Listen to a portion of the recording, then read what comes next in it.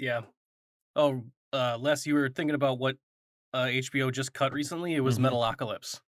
What? Mm. Really?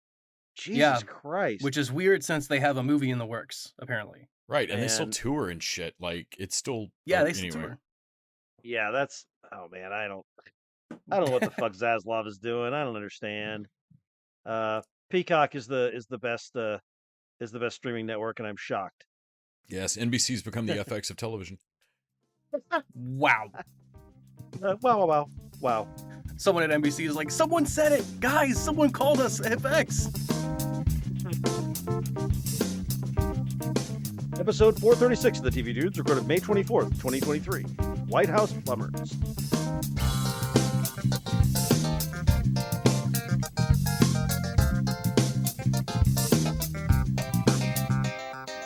This week, we're talking about White House Plumbers on HBO Max. Or is it just Max? Max. And the third season of The Great on Hulu. Plus, we've got thoughts on the penultimate Ted Lasso. But before we get to all that, I'm Randy. I'm Les. Oh, actually, I'm going by Max now. I need everybody to stop listening and restart the podcast. And I'm signing back in as Nick. And we're the TV Dudes. Or are we just the dudes now? Dudes. Or just TV? Or just It's T? TV. No, Maybe no TV. article. We're the T Dudes. Let's make the most What's the most useless, confusing? yeah, and useless description. That would be the comparison to Max. I say we Man. drop the T and the oods. We're just VD.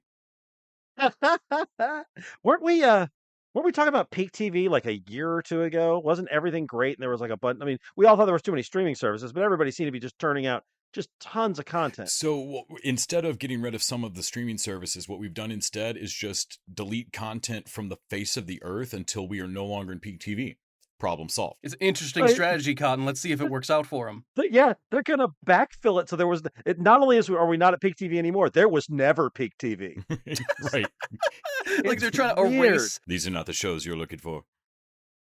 And don't get me wrong, like I don't give a shit that Willow's not on Disney Plus anymore. I was never gonna finish watching or go back to Willow. But seriously, there's no physical release of Willow. Yeah, so it's gone. It's those been couple of vanished. hundred people that worked on Willow, did they? I mean, prove it. Yeah. And also, like, Big Shot is legitimately good 2-season show, and it's going to be gone. Yeah, I don't have Generation on HBO anymore. Like, there's just stuff. Yeah. I mean, Infinity Train's just gone. Yeah, it's wild. And at the same time, these networks, I think they're mad at us. It's like they're mad at us for enjoying the What content did the way we do. do? Like, no, we want you've been enjoying this content the wrong way. You've been sharing passwords. You've been cheating on us with other networks, and fuck you, we're going to punish you for it.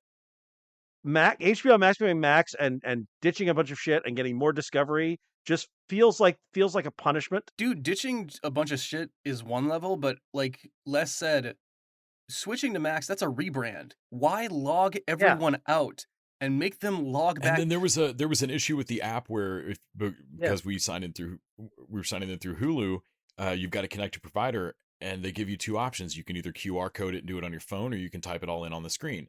The on-screen version didn't work yesterday.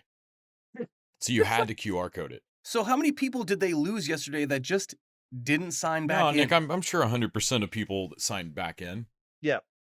Well, and here's if you the make other everybody thing. leave a school dance, all the kids come back. Remember, you're punishing us for being lazy. So you got to factor that in. Les, you remember how HBO Max launched and wasn't on Roku? Right. That's right. For a month? On the program, like that 70% of Americans were using it to stream TV, and they didn't have it on Roku. I think at the time too, they were still running HBO Go and HBO. Oh, I forgot about Max, HBO Go. HBO Now. And then, it was HBO Now. And HBO Now. There was two. There were HBO Go and Now, and like the explanation of like, well, one is if you have a cable provider, and one is if someone provides you cable. Yeah. What? It's like were they nostalgic for the confusing, terrible days, and they just wanted to have a go at that again? Are they going to send you a guy that's going to fix your streaming service that's going to be there from, I don't know, 12 in the morning, like at noon to anywhere to 7 p.m.? I agree Somewhere with Randy. midnight, The only stream worth it is the one from the cock. Okay.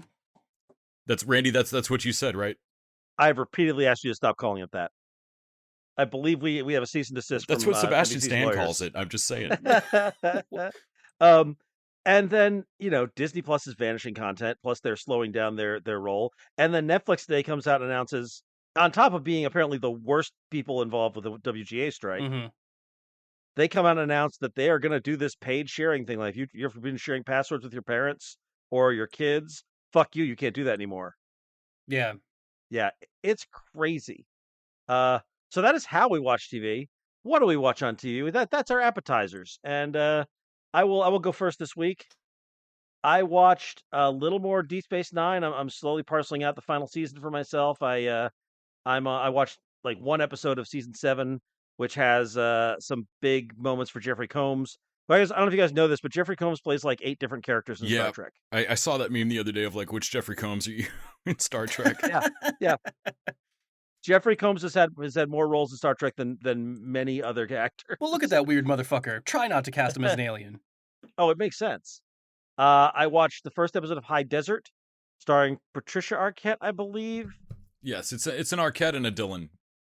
Yeah, I thought it was going to be about her like being. It says it's about her becoming a private detective, but instead she's like a rich wife of a drug dealer. Her life's in the shitter. She's a terrible person, and then she starts doing the detective thing. And by the time they were getting to that setup, I was already out. I really hated the pilot for this. Apple has several different speeds, and this is just not hitting it for me. Along similar lines, I watched the first episode of Platonic, which is from the people who did the movie Neighbors, which I liked begrudgingly. And it's Seth Rogen and Rose Byrne, and it seems to be built around 90s gender politics because the premise, the twist, guys, they're a guy and a girl, and they're friends. That can't be, Randy. They're friends. And did you know? It can't be. And did you know that men and women can be friends? And that if you reference when Harry Met Sally, Randy, then it's okay. You're calling it out. One of them is from Mars and the other is from Venus. I know, and like one of them has a vagina and the other has a penis. It's crazy. This is the truth about cats and dogs, Randy. They cannot live together. Dogs and pussies living together. Mass hysteria. It is a really weak pilot that is trying to work off the charisma of Rose Byrne and Seth Rogen. I almost buy them as friends, but the whole thing, man, the premise of it is borderline insulting. And I did not find it as funny or as charming as I think the creators thought it was. I don't know why it threw me that in the description for this on Apple TV, it doesn't refer to them by their character names at all. It says Seth Rogen and Rose Byrne are old friends who get reacquainted.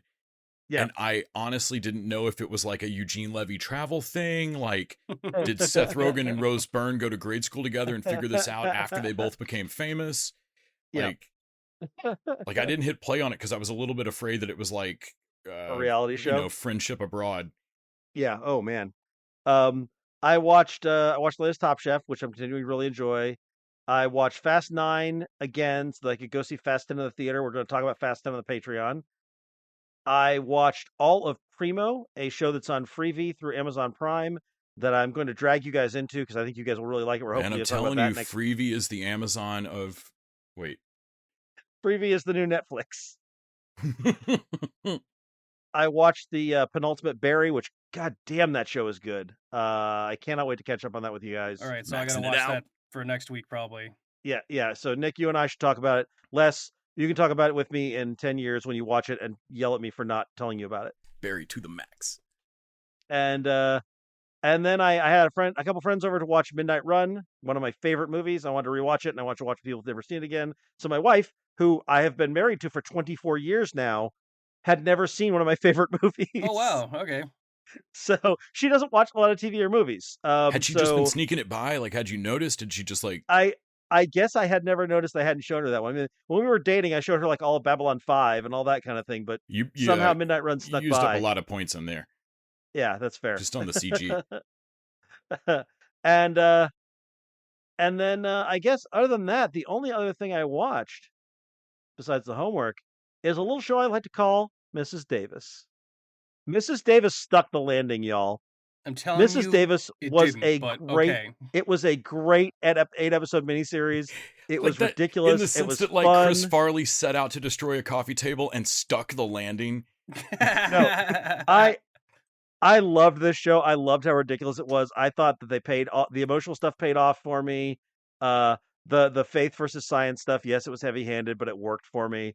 I guess I'm a Lindelof fan. I'm not the level of apologist that Grant is, but I guess on a spectrum where I'm pitted against the two of you, I am a Damon Lindelof apologist, and I thought Mrs. Davis is very likely to be my top 10, and you're both going to hate me for it. Oh yeah, it's nowhere on my list. What an aggravating show.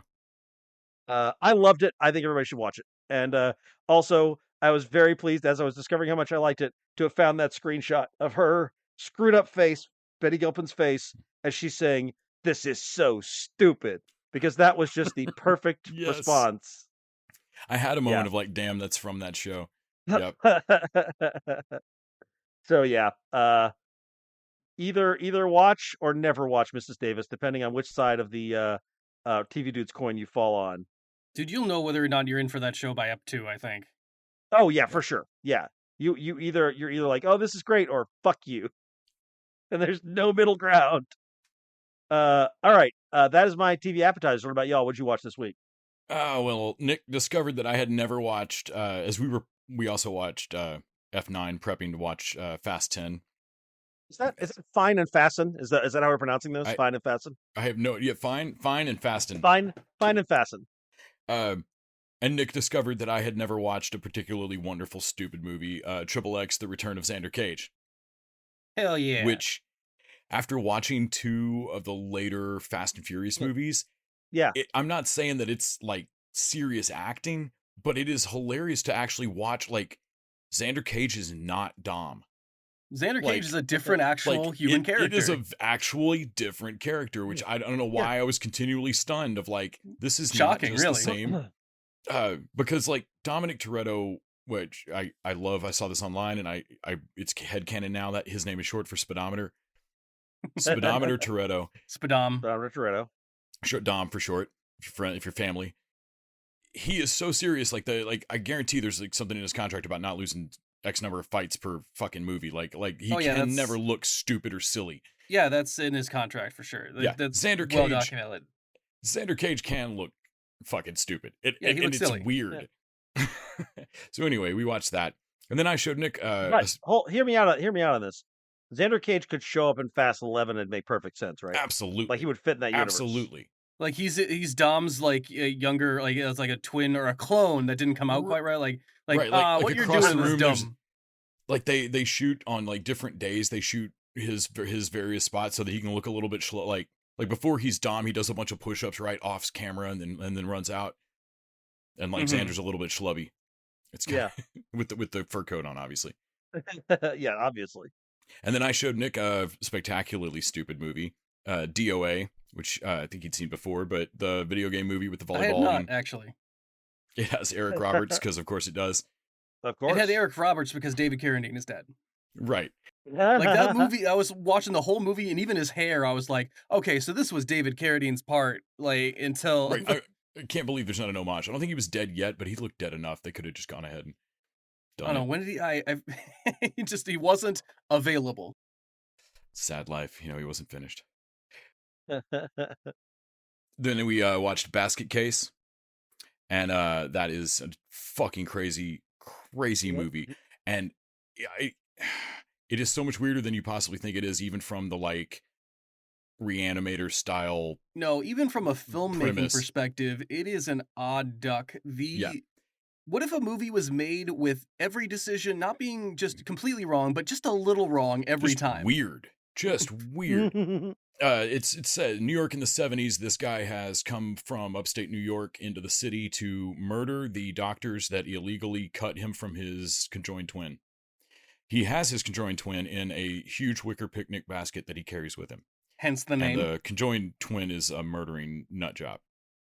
Ex-conjoined twin. Yeah. On top of that, it is super weird. The weirdest thing about it, I would say, is the opening card that states that this movie is part of the Museum of Modern Art. Yeah, that was a shock for sure. I don't know why. I kind of want to see the grad papers that I know are surely written about Basket Case now, based on that. Like somewhere there's an art forum article. It's got to be. Well, that's the thing. I don't see other movies having that title card in front of them of like... Never once. No, but this is the one they want you to know that we saved. Don't worry about it. We saved basket case for So does you. the museum have a multimedia collection? Just basket case. Yeah. Watched a couple episodes of Love and Death, which was all shot around here and looks fucking crazy for growing up in Northeast Texas. It is the Candy Montgomery murder again, just like the show Candy, Deep Impact and Armageddon style. And it's not bad. It is slow as fuck. I watched episodes 4 and 5, and even though it's really good, episode 4 is the discovery of the fucking body. Like, I realized, like, oh wow, I waited to episode 4 and we jumped in on what I would have considered the start of the show. But okay. It is well acted, it's beautifully done, it is slow. Showed Nick Brewster's Millions, a John Candy Richard Pryor movie with absolutely no character development and just a bunch of screwball antics. Man, I have not Seriously, seen none. that movie since. I don't think I've seen that movie since I saw it in theaters. Oh wow, yeah, it's one my stepdad loved, so I grew up watching it, and I can't believe it hasn't been remade. It ignites a passionate discourse about like monetary greed, classism, a discussion that me and Les had while like the movie does nothing with it. Not a fucking thing. Not a thing. Yep. But it does start that argument. Because it's like, dude, this is an interesting story of a man like forced to spend money in a way that makes him resent spending money and makes him look like a complete douchebag and asshole that you totally do something with. And Richard Pryor's big character journey is that he learns he's not good enough to play Major League Baseball. That's it. That's the whole journey. I could have told you that from Jump Street, Pryor. Right. Candy learns nothing. Yeah. Well, I mean, he didn't really have to. No, he's just adorable. Of course, watched Brooklyn Nine-Nine, watched some Parks and Rec, watched Soups and Lois, watched obviously The Great. Because I forgot of to mention, you mentioned Brooklyn Nine. I forgot to mention I'm on my like 4th or 5th Good Place rewatch. Nice. So I'm season one went fast, and Sure. now I'm into season 2. Season 1, like it's weird because season 1 might be the slowest season because it takes forever to get to its the big twist. reveal.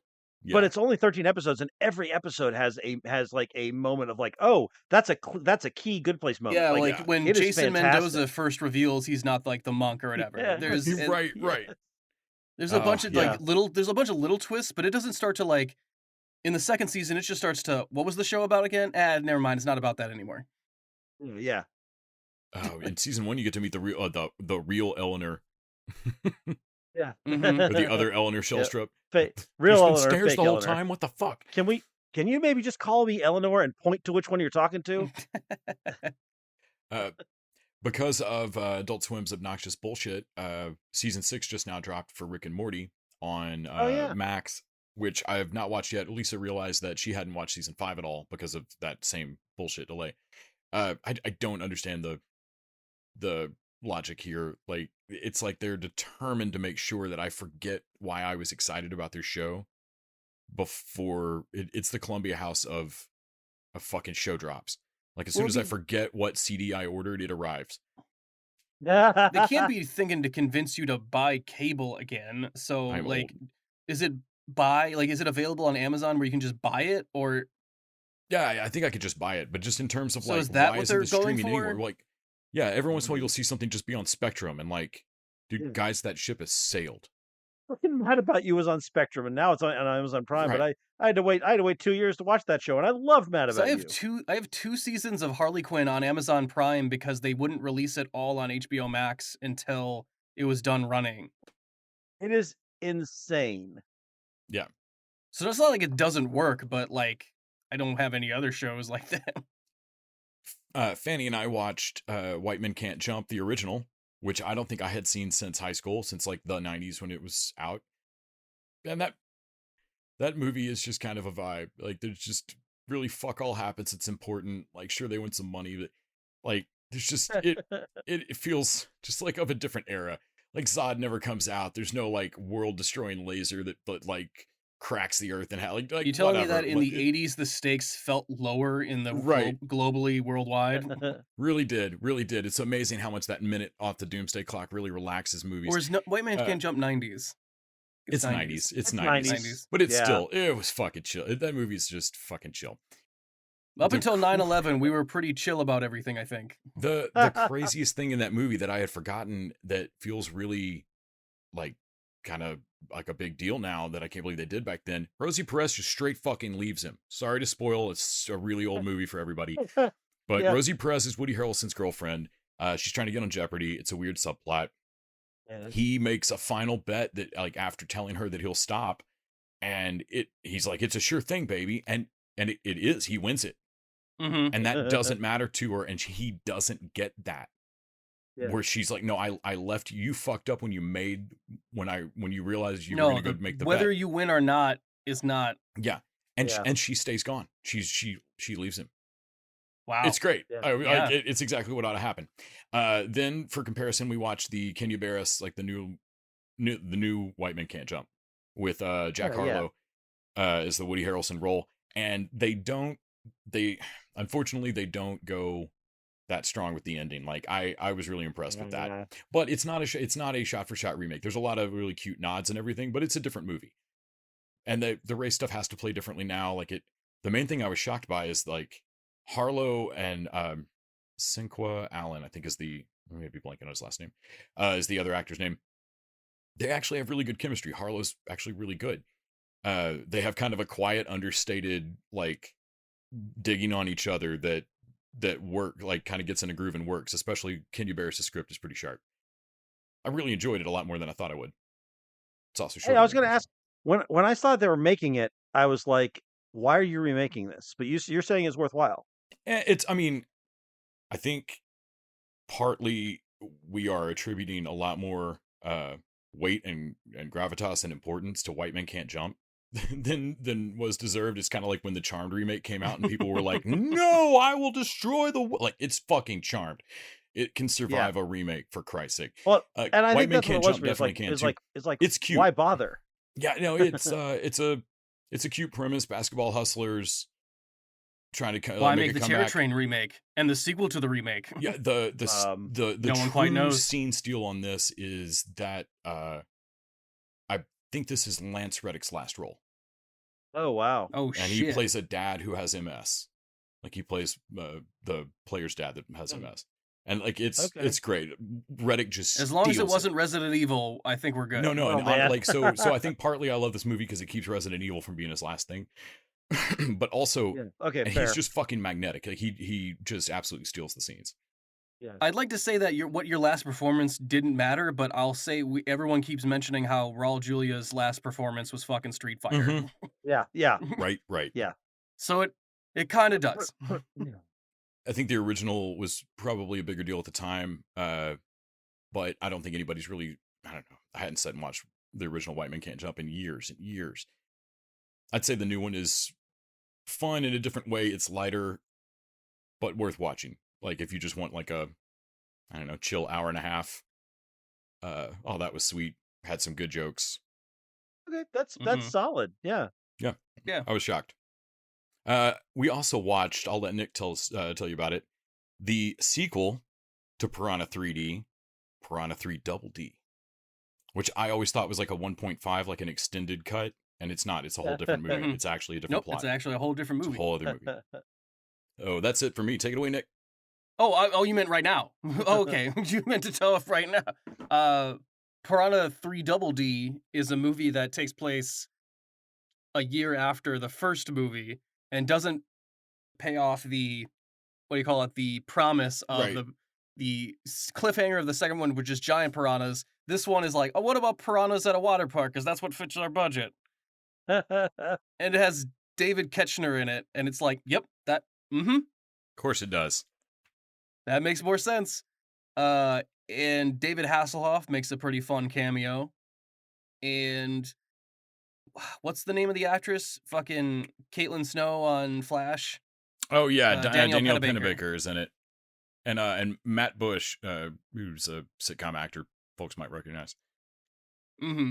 And she's doing a great job of playing a character that does not want to be there, which might not be as much acting as it is just that actress's general vibe. Really leans into her strength. Yeah.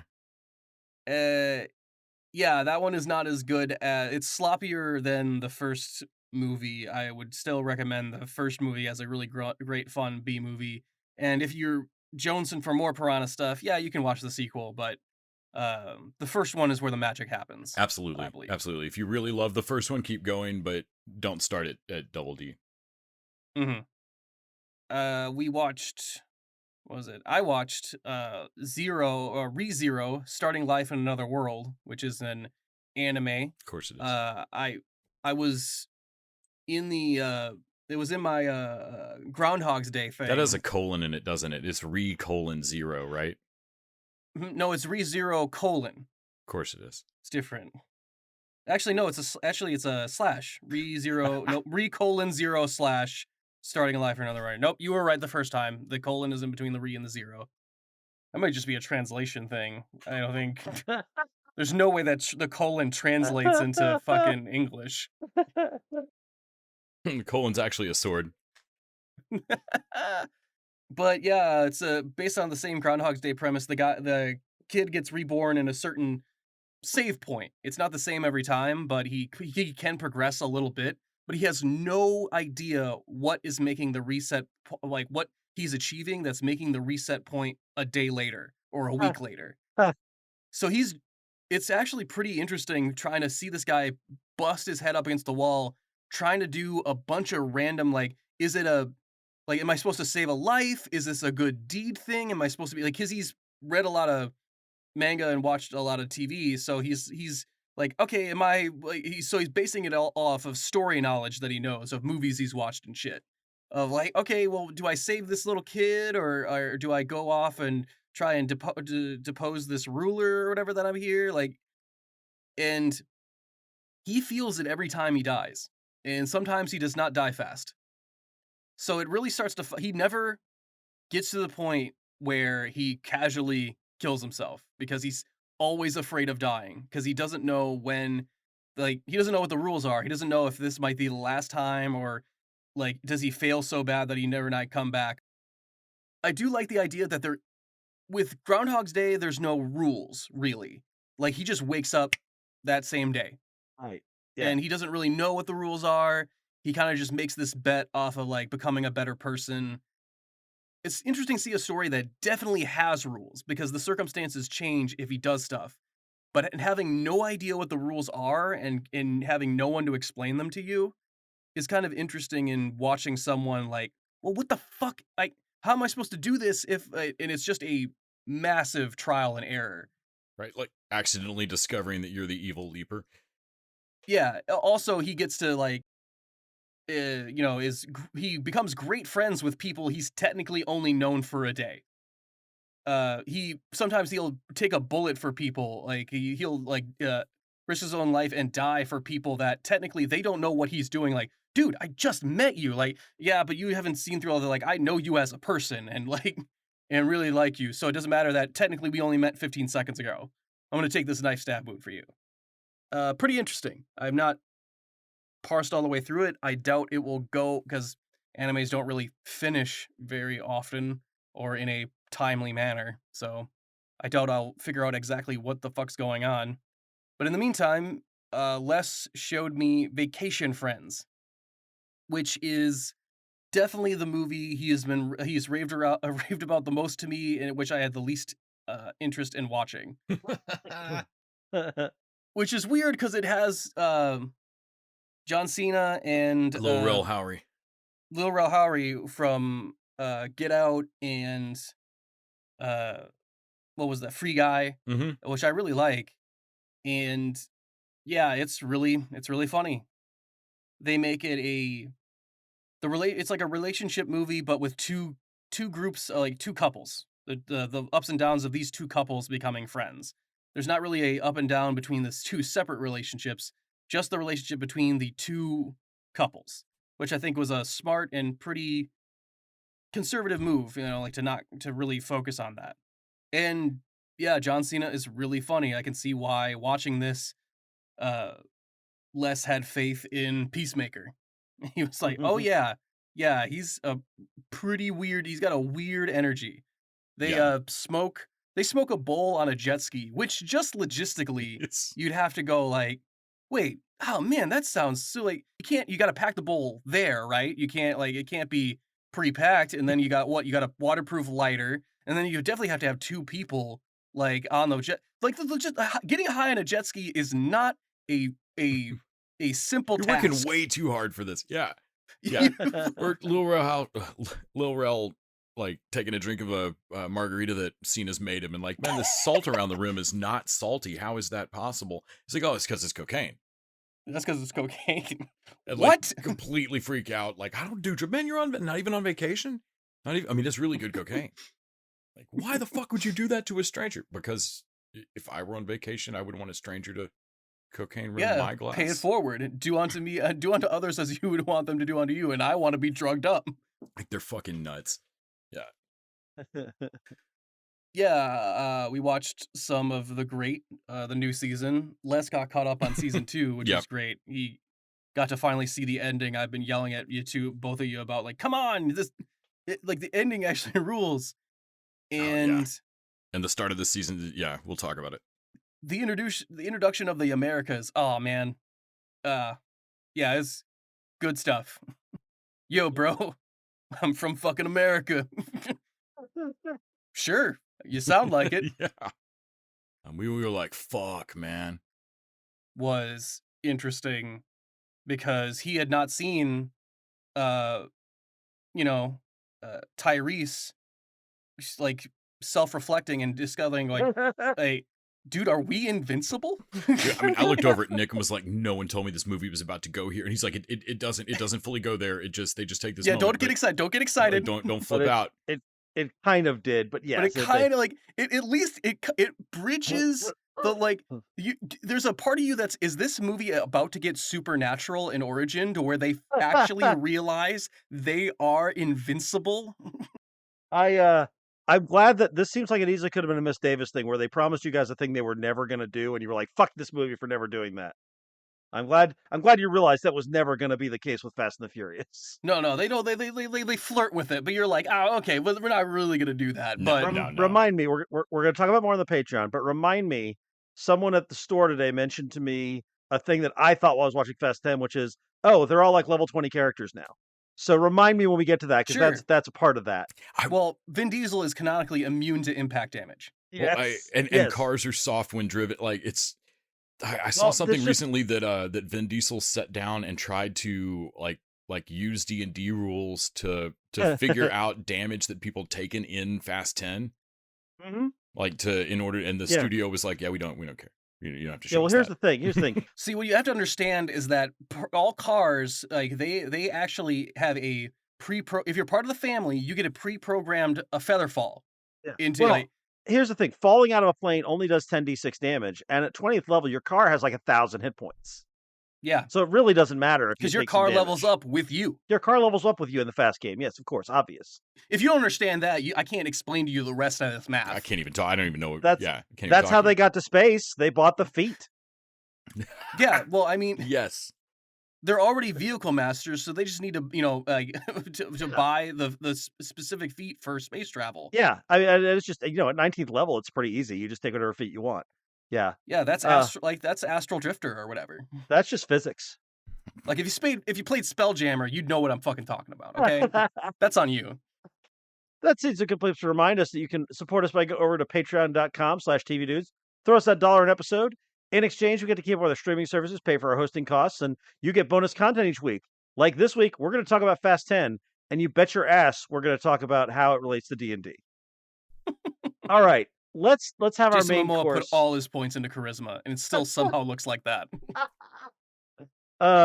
We're definitely going to talk about Jason Momoa, whether that was homophobic or a delightful inclusion thing. Because man, I'm not sure. I think it's inclusion. I think it's kind of like you can make the argument both ways, and I'm gonna. All right, let's talk about White House Plumbers, which we have been holding off patiently while we waited for episodes to build up. They are now. Oh my god, I'm so glad we did too.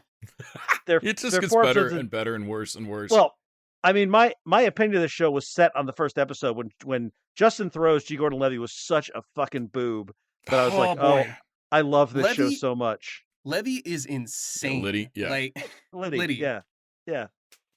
And I believe that dude is actually like that. Like he was a nutcase. He became a No. right-wing radio host. He was a nut. Yeah, he's insane. He did 50 months or something like that of his sentence. Yeah. I've read his autobiography. He's fucking bananas. It makes Woody Harrelson's character look like, well, he's just kind of stupid. That's the crazy thing, because was it W. Gordon Hunt that he's Yep. playing? That Howard, like that W. guy, Howard Hunt. Howard No, Hunt. E. Howard Hunt. His Howard initials Hunt. There it is. I knew there was a initial. He's a fucking nutcase. But next to Gordon Liddy, he looks positively sane and measured. Yes. You can tell that, like, at some point he had been. It's all subjective, dude. Like, he had been an average agent, and his wife Yeah. loved him, but she's clearly smarter than him.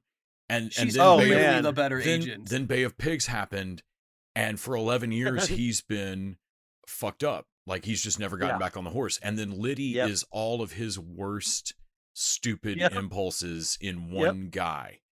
And like, also a Nazi. she just watches her husband like fall in with his worst angel, like his watches him self-destruct. Yeah. Lena Headey is also, by the much as I love Justin Theroux, Lena Headey does really underrated work here in kind of a small part, and then she steals it in episode 4. Yes. Because she plays background for 3 episodes, and I'm like, wow, she's good in it. It's weird to cast Lena Headey in this level of character, and it's all because no, we know, but there's a big moment in F4. There's a big F4 is going to be big, and we need a character that can sell this. Yep. And Lena Headey, like Les, you were saying, Lena Headey, you can't cast her as a ditz or someone that doesn't know more than you do. Right. Because it will knock up. She always looks like she knows what's up. Although, you know what? Judy Greer is doing great work playing Fran Liddy as like this will do anything Stepford wife. Sure. She's great in that role too. Honey. Yep. Greer has so much range. She has played so many different versions of deranged characters. Yeah. Sure. Always amazing. The less we say about Cheryl or Cristal or whatever the fuck her name is. I loved the Cubans. I loved just like this thing opened with them. What is it? I think it was their 3rd or 4th break-in where they're like, yes, I brought the wrong tools. And they flash back to that. They meet up with that in like episode 3, and it's just as funny because you know it's coming. The locksmith, like one of them says, like, we have a fucking locksmith that can't pick locks. Yeah. The whole crew are just, why aren't you good at this? Yes. Yeah. It's one, like, the idea to do it isn't good. No. But also, the way you do it is worse. God, when they're running through all their gemstone plans. The gemstone plans. And you see the guy, like the guy behind the desk is like, you take all of that and burn it. Don't hand it off to someone to go to a dumpster. You burn it personally. You burn that personally. And you can see that Harrelson is reading the room and is like, shut up, stop. Yeah. G. Gordon, Justin Theroux, I feel like he must have watched Manny Jacinto in The Good Place and been like, yeah, that's the energy I want. Just a completely confident idiot. If you want to help me out, you could kill so-and-so. He just fucking storms out of the room. Yeah, like, oh God, you need to go stop him.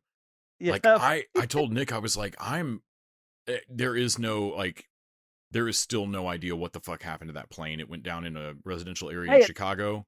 I had never heard of that, and it set me off to Wikipedia. I was like, what the fuck just happened? And that is weird.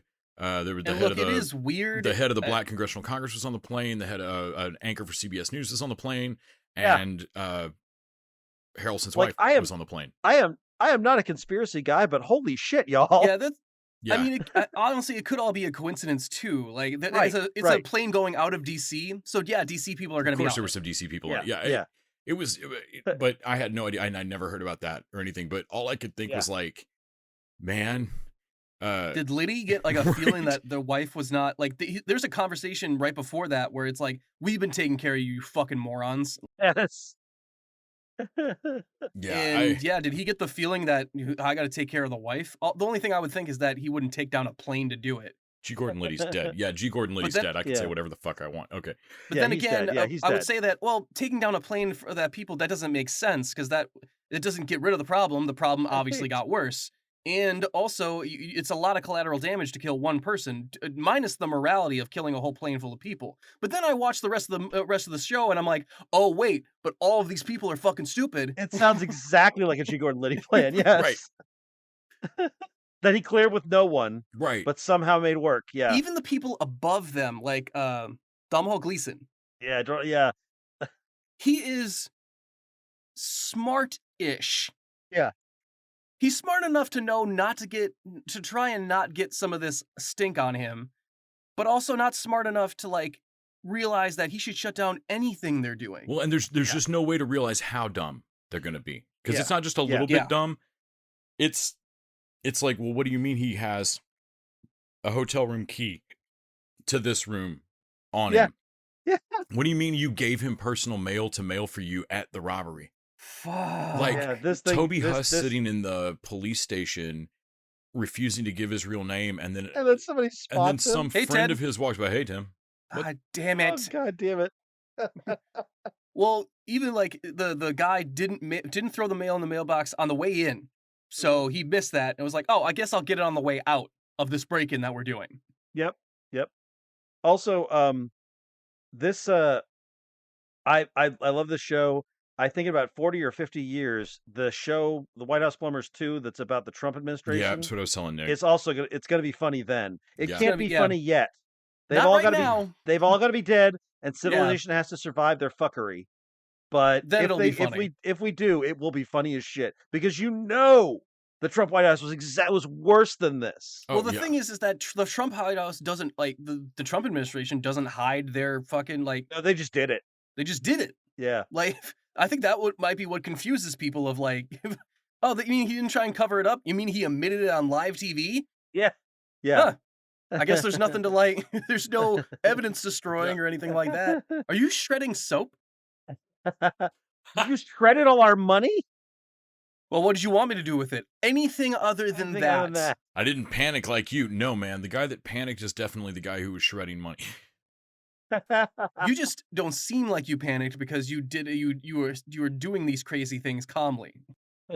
Doing something calmly does not make it sane. Right. When he pulls that gun on their kid, fuck. Like, he's got a toy gun and Liddy's at a breakfast table and just spins around and like that cocked. toy gun is a danger. We only allow real guns. Real guns in my the Liddy household. Okay. Dude, those kids that egg his house, I think, are patriots. Right. Yes, absolutely. Yes. Like their dads or grandparents actually lived through World War II and are like, hey Jimmy, you want to do Grandpa a little favor? Here's 50 cents. Go egg that fucking Nazi's house. Yeah, even Hunt's like, man, a lot of people in DC served. Man, you can really that fucking gun he has, the Walter. Oh yeah, no, he's not the Walter PPK. That's the one gun that James Bond. Well, actually he says uses. like it's the Bond one. Like no, the villains in Bond have those. Like that's Bond a has Nazi famously gun, the Walter PPK. Like that, it's a famous gun. That is not it. That is a weird German gun. So yeah, this is great. I'm glad we waited a little bit to talk about it, but at the same time, I would have given this exact review after one episode. Like it started out and it has been this. Well, we just wouldn't have enough Lena Headey to talk about because she really that is true. Yeah, seals this sort of like. Obviously, I called it earlier too. Like when they're about to go to Paris and they're like, "Oh, I won't be able to come." Like, "Oh, that's all right." Yeah. Oh, the fact that that's not a fight is bad. She is about to divorce you. So there's one episode left of this, which is coming out, I think, on Sunday, and that will be it. Which is a shame. But again, we should really enjoy in about 40 years the sequel, focusing on the Trump White House. Yeah. Until then, watch this one. It's almost as good. If I as had a Mrs. critique, Davis. I would say I wish Woody Harrelson would stop doing the. I get he's trying to do the voice of that dude or whatever. Yeah, It is fucking annoying sometimes, though. Yeah. I get that. He's trying to talk through his teeth. I'm like, I wish you'd just drop the whole accent. Yeah. Like, Yeah. I get that. All right, let's jump over and talk about The Great over on Hulu. We've talked about the previous 2 seasons. I was a latecomer to this. I liked but didn't love the first season, and then I loved the second season. And interestingly, I am kind of back to like but not love, and not because the show's done anything wrong. I don't love period pieces, and I'm not super invested in what happens to these characters. But everything in this is really great and funny. 2 started to wear on, and I didn't really realize quite what was why I was having a slow time getting through 2 until 3 remedied it and shot Orlo in the fucking face. Yeah. Oh man, yeah. Not that I hate it. I mean, I don't hate that character, and the actor was doing a fine job. But writing wise, they had a dead end with him. Yeah, I didn't know what they were doing with him towards the end of last season. Because all he does is bitch. The thing with his uncle robbing them didn't really like Yeah. lock in for me. So Yeah. it felt like they were floundering, and now they've gotten rid of him, but also have made him a cool subplot focal point of like who did what, where is What he? happened to Orlo? Right. And nobody knows. Well, I don't know if anyone's ever going to find out. Those bears were No. very hungry. It was established. Like Orlo himself established it because he was very giddy to watch those people die. The stabbing, not kill, like, I mean, that was an amazing scene of her getting to do it. Yep. And then regret it, and then get a reprieve. Yep. But then also, his double's unkillable. Yes. I think his double has some ties to Rasputin. Right? That's all I could think was like, he's- fuck, man. Pugachev is the shit. He can fight. He's immortal. Yeah, I love watching all of this unfold is just great. I can't believe how much I've come around talking about the turnaround on Nate on Ted Lasso. Like how much I've come around on Peter. He's still a fucking monster, and I get reminded of that every once in a while. He's a sociopath, but he's so likable. God damn it! And he's also learning. He's weirdly emotionally intelligent while also still being a complete fucking dipshit. Like it's very Jamie Tart. I was gonna say it's Jamie Tart if Jamie had killed a lot of people. Right, like a lot of people, including her Like a mom, lot of while people. fucking her mom. And still thought it was kind of funny to feed people to bears. Right. Like it's right. So the bullet of the bear, I thought it up. Everybody loves it. Well, even his aunt or whatever, the aunt character is like, oh man, Belinda Bromolo playing Aunt Elizabeth God, is she's fucking great. steals this sometimes so it's many hard times. to remember she killed a child. Right. Right. When he's like, yeah, this conversation is very unpleasant. I'm not enjoying it. Oh, shall I dance during it to make it more? And then it's not sarcastic. She continues to dance for the rest of the conversation. She's so upbeat and optimistic, despite the fact that she is just as much a monster as he is. Right. And it's a woman trying to constantly distract herself from fucking horrors. Just yeah. Not by the way, I mean, using horrors to distract herself from horrors. This show is also this show is also horny as fuck. I forget how horny this show is. Oh, and this season somehow is hornier. Yeah, I mean it opens with the aftermath of an orgy. Oh God! Like as the shot just keeps pulling out, and Nick and I are like, "That's a sixth person. That's seventh, eight. Okay, yeah, 9, 10. Yeah, there it is. There it is. Jesus Christ! Does this extend to another room? Like, what? My Lord, Archie's tied to the chair in here. Did this whole wing get fucked? And then of course Archie was like, "Oh yeah, I was watching the entire time. Felt bad about it, but still I did it." I feel like Archie doesn't get enough to do anymore, but he's a great character every time he does. He really up. is. Yeah. Yeah. I love him choosing between the two of them, and like I love Yes. that this is a hard choice for him at this point. Also, I'm super invested in Grigor and Mariel. Like, I like both those characters. They both had hard lives. They're both fucked up too. Like everybody in this, including Catherine, is terrible. This season is about cementing Catherine as an effective leader, though, because the second season was all about her idealism and how things weren't quite working. But that kind of sucks. And like Les was saying, if it all works out and it's Orlo's actual practical planning that works out, well, then she's not really running Russia. Yeah, and it's not gonna be. So ditching Orlo is a double purpose then. And even if it's Mariel having to run court for her, it's still not really her running it. But like almost immediately they clear the space for her. Well, her killing the fucking Sultan was amazing. But then we roll straight into her playing the Americans against the British, which is hilarious. Oh man, that was great. I'll tell you what we're gonna do. You know what we've done? We've taken the U out of color. You fucking monsters. I love that bothers him for a day. That's right. Tumor, humor. We're taking them all out, baby. The bit where Peter is griping to Grigor about how hard it is to imagine your wife having fucked someone else. You cannot know He's this like, pain. Yeah. He's like, you did it in the room with me. Hard to imagine it. But the American, the great is so fun of like an occasionally true story is gives them license to have black people on the show at all. Right, sure, yeah. But also the American can just drop in with a contemporary American accent, a modern American, like Owen Wilson level American accent. Yes, we get motherfucking shit done. And we were like, whoa, and Britain was like, fuck. I'll tell you this also, I thought Georgina's arc in this season is really interesting because I literally don't know if she's playing to the cameras or not. I don't know if she actually has convinced herself that she's ride or die for Catherine, or if she's managed to convince Georgina's me. I don't know. Georgina, baby. By the time like she's they really called her.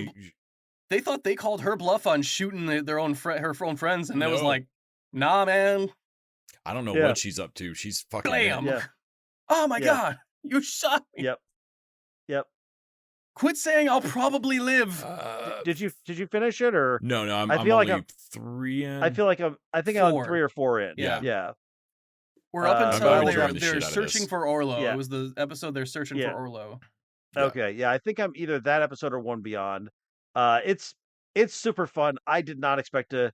I keep thinking like it's not one that I like want to go back to watch. Like I say, I went on a good place rewatch instead of watching more of The Great. Like it's not quite grabbing me, but every time I watch an episode, I'm like, oh, this is a great show. Yeah.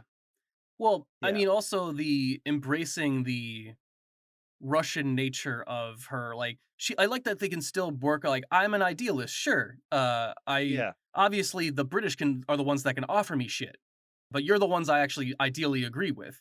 So what do they need? They need if like, oh, if they don't get the troops within 8 weeks, they'll lose the war. Cool. I'm gonna promise them troops in 9 weeks. Yeah. That was great. And That's also, great. is it the Swedes? Yes, the is it the Swedes. king and queen Yes. of Sweden that are there? Like, Yes. they crack me up Yep. as well. Yeah. Mhm. Yeah. That's great. Her Oh, the weird tears thing are for real now. Velmentov. Yes, his fake tears. Oh yeah, and Velementov, like he's coughing up blood, so like the old guard is out. Yeah, Well, he's not going to make it. When Yeah. she looks at him at dinner, is like, I can tell you were once handsome, but now you're ravaged by alcoholism and age. I love it. Like, what the fuck, lady? And of course, Velementov, they should have known America was going to win the war when Velementov said they had no chance to do it. Right. How are you so Yeah. wrong about everything all the Everything. time? Yep.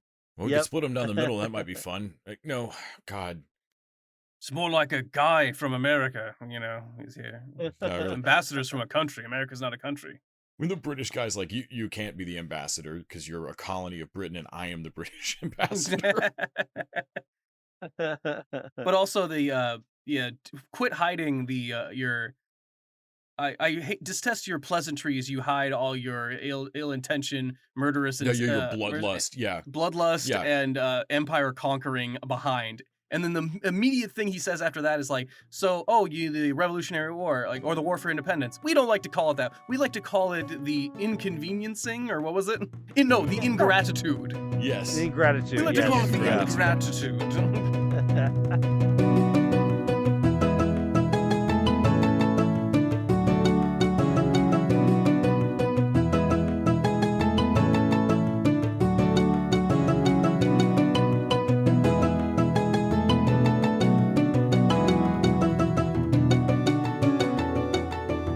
All right.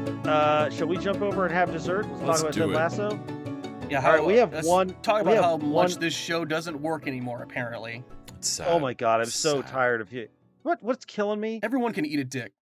Alan Sepinwall is a critic I followed forever. He's a friend of mine, and he is so wrong on this. I've never seen him be this wrong. I'm telling you, man. Yeah, I the don't people understand how. people, the circumstances have changed. The show has not. We are Yeah. now in a world where sad equals prestige again. And Yeah, this show is the show we need right now. Still, to people are me, no longer in the mood for earnestness, and that's what this show does. and they did exactly what they set out to do, Mhm. which is they redeemed Nate in a way that I buy, Mhm. and I'm mad at them about it, but I 100% give it to them. I like that the team forgives him first. And, Yeah. and they bring him the thing and then he's like, "Oh, Ted wants me back." Nah, we didn't Yep. bring it. We wanted to make sure you wanted to come back first before bringing it Yeah. up to him. And then like, Yeah. hey Roy, do you want him back? Yeah, I don't fucking care. He's good at all the Okay. things I'm fucking terrible at. I thought Roy was going to be the holdout, and I love that Beard was, No, and I it's love Beard. why Beard. If you bring that was. Judas back, I will burn this fucking place Burn to the this place ground. to the And ground. I love that Ted just has to show him, like, for everybody else, Yeah. seeing Nate eat it off the Yeah. chair, trying to get the sign Yep. down and stuff was Yep. enough. That was enough Yep. embarrassment. It was Beard sad. needed Yeah. to see a little more and be reminded that, Yeah. hey, I gave you a second chance. Yep. Dude, Oh and that man, second chance he gave him, that story. that story at the end was so goddamn good. Beard has always been a little enigmatic, deliberately so, and they gave us the best look at him we've ever seen. Yeah. And you He's see the Beard we know now is like he's crazy, but he's a put together version of the dude he Mhm. was. Right. And I love the fact that it wasn't him taking him in after going to prison.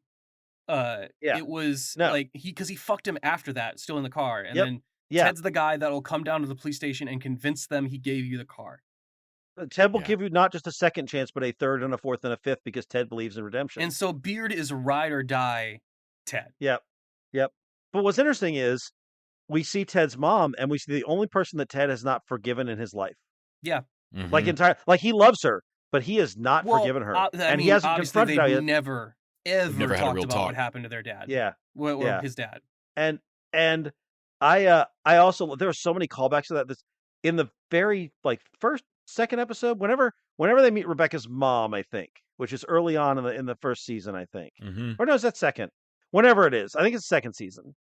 But whenever he meets Ted's mom, he says this line. He's like, "I love meeting folks' parents. It's like an instruction manual for what makes them nuts." And I love that we got that with Ted's mom. Like we got to see everyone knowing it's Ted's mom before she introduces himself because of something she said. Yeah. Holy shit. Yep. And she is so very Ted. And what's funny is she knows him. She calls it out at some point about how he takes care of everyone but not himself. And then she's doing the same thing to him. And then Beard's like, and how are you? I'm fine. Don't worry about me. Oh, I'm fine. Don't worry about me. Like, goddamn, man. And Ted doesn't like it. Ted doesn't like seeing it in someone else. Yeah, because it's all his flaws that he can now see from the outside. You can tell it stresses him from the start. Because he can't tell her how to fix herself, because that would mean telling himself. Yeah. Our new striker looks a lot like your mom. That is my mom. No, Ted, I was making a joke, man. Got it. Yeah.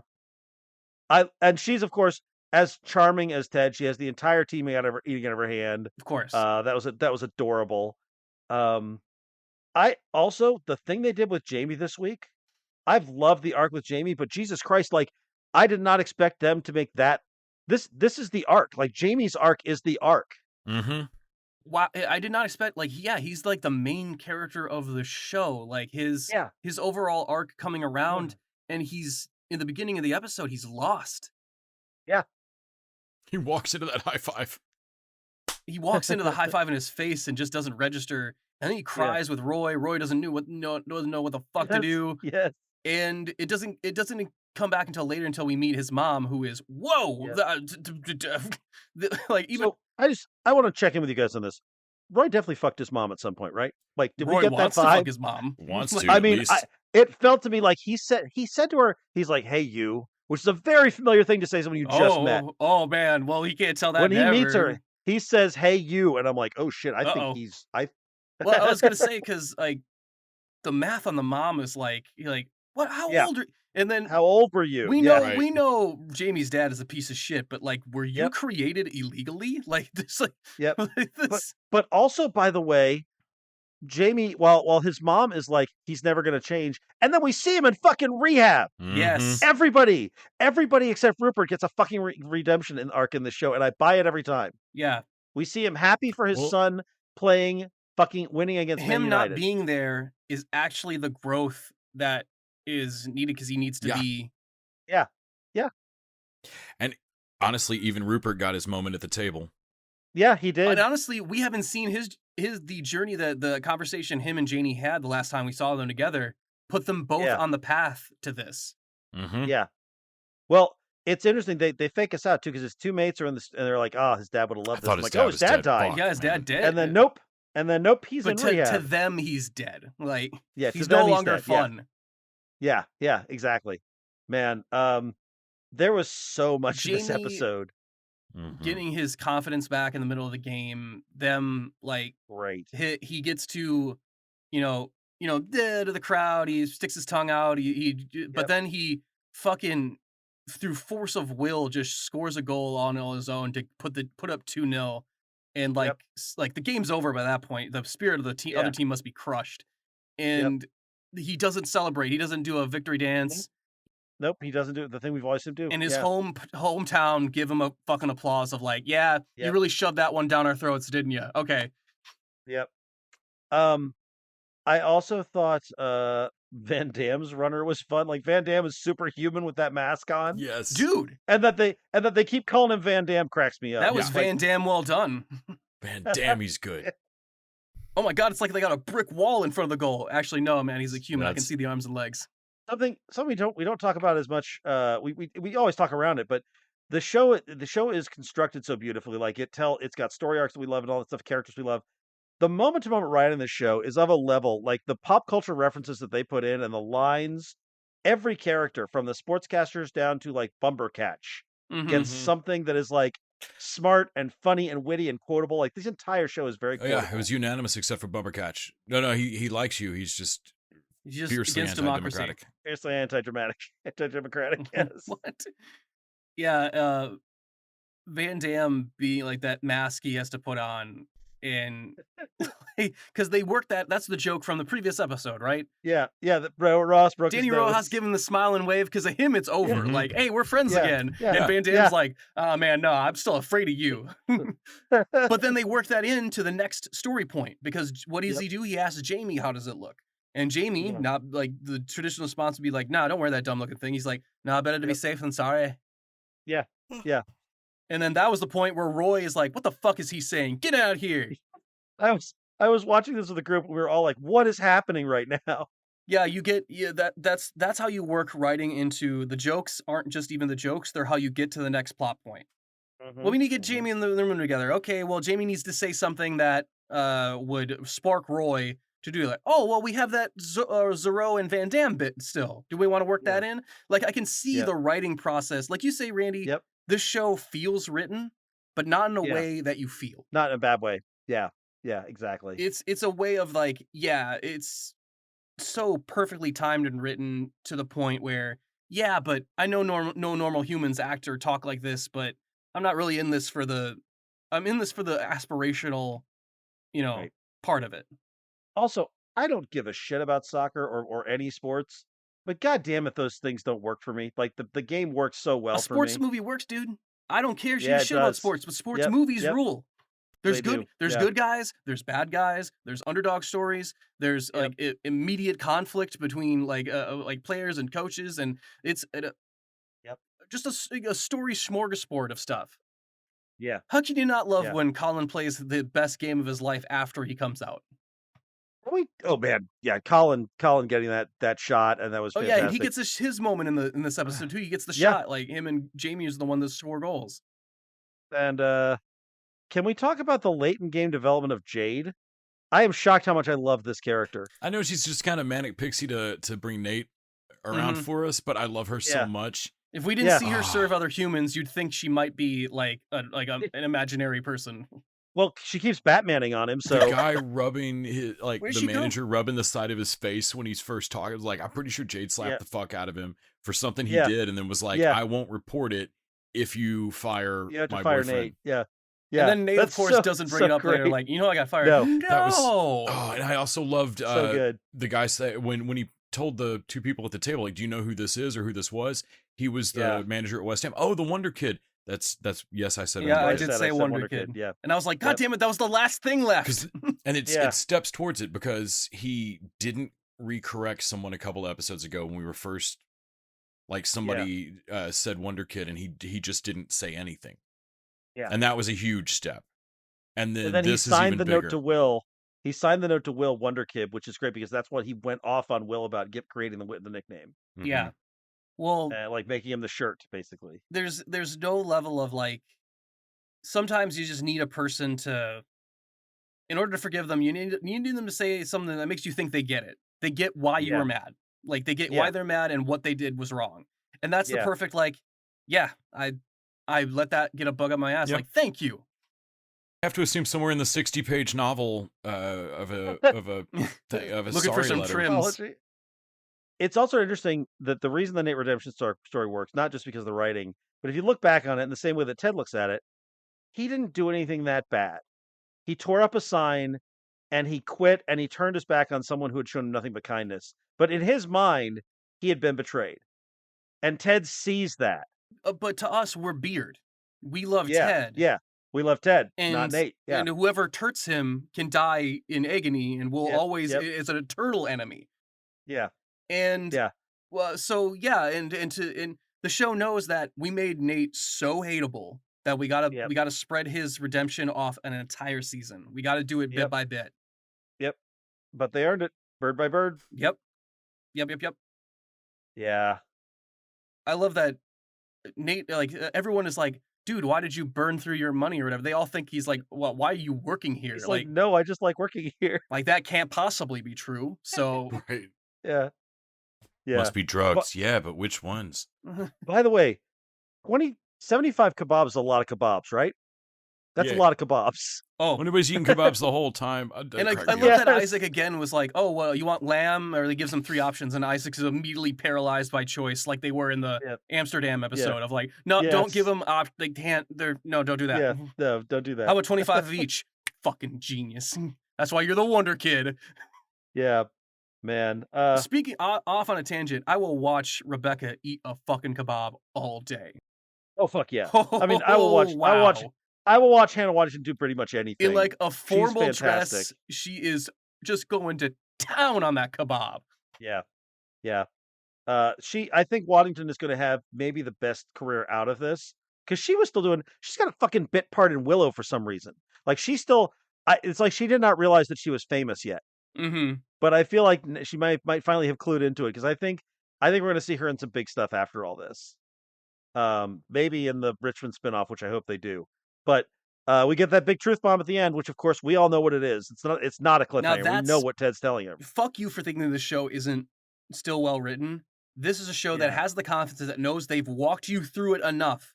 You don't need it spelled out to you what Ted just said. What Ted just said. He's going back home to his boy because that's what this whole arc has been leading up to. Yep. Yeah. And I don't understand how anyone who professionally watches TV doesn't look at this. And whether you think the episodes are too bloated, which they're not, fuck you, or you think that it's become too sappy, which it hasn't, fuck you. Like, how do you not see how well constructed the whole thing is? Like, admire it for that. For the construction of it, and then what I've seen people like, oh, it's comparing it to like after school specials, like it's bad not despite of, but because of its earnestness. I'm like, dude, something changed in you then, because I'm telling you, this it's show. not what happened? I'm sorry. This show was earnest. The show, fucking like the whole fucking time. This show is not Community. It is not Mythic Quest. It is not Always Sunny. It has always been sincere and funny as shit. Anyone who says this show isn't funny, I don't understand. I do not get it. No, I'll show you Jade scenes that will just disprove that. Yeah, this is Short still. for jaded, This is still. in fact. I know she doesn't care. Still the best show on television. I am sad and glad to see it getting a big finale next week. I'm sure that is going to be fantastic. All right, well, we got that to look forward to next week. We will be back next week with more. Thank you, Nick. Thank you, Les. Thanks, Randy. Thanks, Nick. Richmond forever. Thank you to our fans. Thank you to our patrons. You can go over to patreon.com/tvdudes and pay that $1 an episode. Listen to us talk about Fast 10 and other things. Lots of so many things. And until next week, get on your bikes and ride.